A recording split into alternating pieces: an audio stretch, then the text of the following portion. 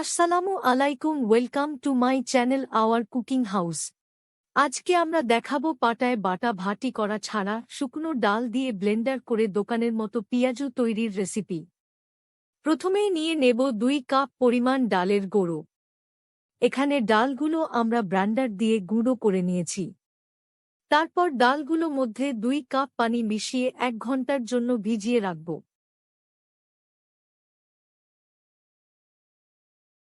তারপর ডালগুলোর দিয়ে নেব পরিমাণ মতো লবণ, 2 থেকে 3টি পেঁয়াজ কুচি, 6 থেকে 7টি মরিচ কুচি, হাফ চামচ বেকিং সোডা, দিয়ে নেব 1 কাপ পরিমাণ বেসন, ধনেপাতা কুচি।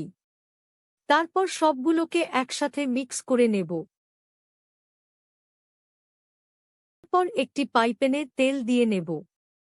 তেলটি গরম হয়ে আসলে পেঁয়াজগুলোকে এক এক করে তেলের মধ্যে দিয়ে নেব। পেঁয়াজগুলো দেওয়ার 2 থেকে 3 মিনিট পর পেঁয়াজগুলোর এক পাশ হালকা লাল হয়ে আসলে তখন উল্টে দেব। অন্য পাশটি আবার 2 থেকে 3 মিনিট ভাজার পর পেঁয়াজগুলো চুলা থেকে নামিয়ে নেব।